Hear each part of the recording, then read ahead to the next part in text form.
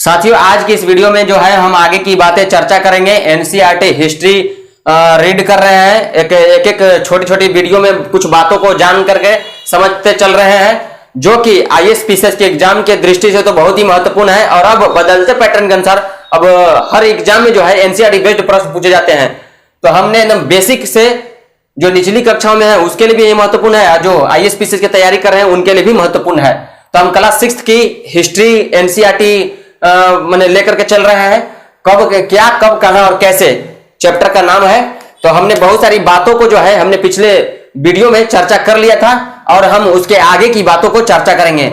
अब जो सोर्स है देश के नाम, अब जब आप एनसीईआरटी किताबें खोलेंगे तो आपको पता चलेगा कि ये सब चीजें लिखी हुई है, बहुत सारी चीजें। तो उसका मतलब क्या है उसको समझने का प्रयास करेंगे एग्जाम की दृष्टि से भी। तो देश के नाम, आज हम जिसे इंडिया कहते हैं या हिंदुस्तान कहते हैं या भारत कहते हैं, तो वो शब्द क्या वो शुरुआती दौर में ही था वो नाम, कि बाद में इसे जो पहले कुछ और नाम था, या ये शब्द आया, ये नाम आया, तो फिर आया कहां से, ये जानने के लिए हमें इतिहास का अध्ययन करना पड़ेगा, बहुत सारी बातों को जानना पड़ेगा। तो ये बातें हम चर्चा करने जा रहे हैं। देश के नाम, अपने देश के लिए हम प्रायः इंडिया तथा भारत जैसे नामों का प्रयोग करते हैं। सही बात है, हम आज प्रयोग करते हैं इंडिया तथा भारत जैसे नामों का, लेकिन यह प्रयोग में कैसे आया यह जानने के लिए इंडिया जो शब्द है वो इंडस से निकला है।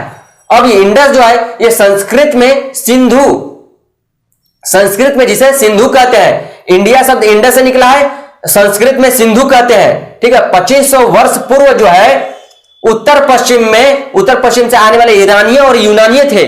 तो उत्तर पश्चिम से आने वाले ईरानियों और यूनानियों ने सिंधु को मैंने पहले ही कहा कि इंडिया इंडस में संस्कृत में सिंधु कहते हैं। तो 2500 वर्ष पूर्व उत्तर पश्चिम से आने वाले ईरानियों और यूनानियों ने सिंधु को हिंदोस या इंदोस अथवा इंदोस कहना जो है शुरू किया था।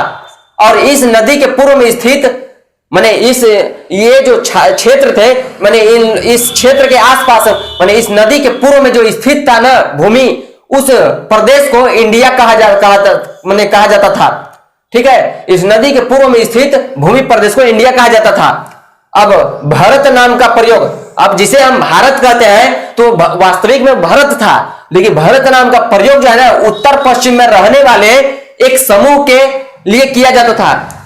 मतलब भारत का नाम का प्रयोग उत्तर पश्चिम में रहने वाले एक समूह के लिए किया जाता था, एक समूह के लिए किया जाता था।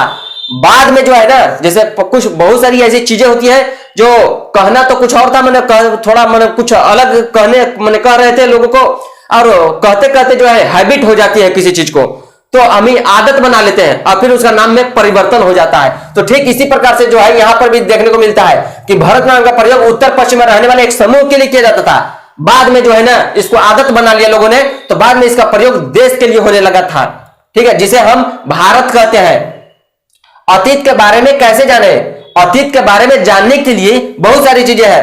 अब अतीत के बारे में कैसे जाने, तो अतीत के बारे में जानने के लिए अतीत में लिखी गई पुस्तकों को ढूंढना पड़ेगा और उसे पढ़ना भी पड़ेगा। पढ़ेंगे तभी तो जानकारी मिलेगी। और बहुत ऐसी बातें होती है जिसे हम पिछले के सालों में या पुराने समय में बहुत सारी चीजें लिखी होती है, तो हम उस चीज को ढूंढते हैं तो बहुत सारी जानकारियां हमें प्राप्त होती है। तो ठीक यहाँ भी अतीत के बारे में भी जानने के लिए जो है ना अतीत में लिखी गई पुस्तकों को ढूंढना पड़ेगा और पढ़ना पड़ेगा। और बहुत सारी ऐसी इतिहास हम जिसे कहते हैं, इतिहास के बारे में जानकारियां प्राप्त करते हैं, तो पुराने समय में अतीत में लिखी गई पुस्तक लिखी गई थी तभी तो उससे जानकारियां प्राप्त हो रही है। तो अतीत के बारे में जानने के लिए जो है अतीत में लिखी गई पुस्तकों को ढूंढना और पढ़ना पड़ेगा। ये पुस्तकें जो थी ना, ये पुस्तकें हाथ से लिखी होने के कारण पांडुलिपि कही जाती है। अब ये एक नया शब्द है पांडुलिपि। पांडुलिपि किसे कहा जाता था, तो अतीत में लिखी गई पुस्तकों को ढूंढना और पढ़ना, ये पुस्तकें हाथ से लिखी होने के कारण पांडुलिपि कही जाती है। अब ये पांडुलिपि जो शब्द है ताड़पत्रों अथवा हिमालय क्षेत्र में उगने वाले भूर्ज नामक एक पेड़ है, भूर्ज नामक पेड़ की छाल से विशेष तरीके से तैयार भोजपत्र पर लिखी मिलती है। अब ये पांडुलिपि जो है अंग्रेजी में पांडुलिपि के लिए जो शब्द है मैन्यूस्क्रिप्ट शब्द है। अब मैन्यूस्क्रिप्ट शब्द जो है लैटिन शब्द मेनू है। अब ये मेनू, अब ये अर्थ इसका क्या होगा, तो इसका मेनू का अर्थ है हाथ है, माने हाथ है। अब इसी से जो है ना ये शब्द निकला है मैन्यूस्क्रिप्ट। ठीक है। अब ये पांडुलिपि जो है मंदिरों और विहारों में प्राप्त होती है, ठीक है। तो धार्मिक मान्यताओं, व्यवहारों, अब इसमें क्या अंकन होगा, क्या चीजें इसके जानकारी मिलेगी, क्या क्या चीजें इसमें मैंने लिखा जाता था। तो मंदिरों और विहारों में प्राप्त होती है पांडुलिपियां। तो धार्मिक मान्यताओं, व्यवहारों, राजाओं के जीवन, औषधियों, विज्ञानों आदि विषयों के बारे में चर्चा मिलती है, जानकारियां मिलती है। महाकाव्य, कविताएं तथा नाटक भी है। तो आज के इस वीडियो में कुछ चीजों को पांडुलिपि के बारे में जाना, देश के नाम के बारे में जाना।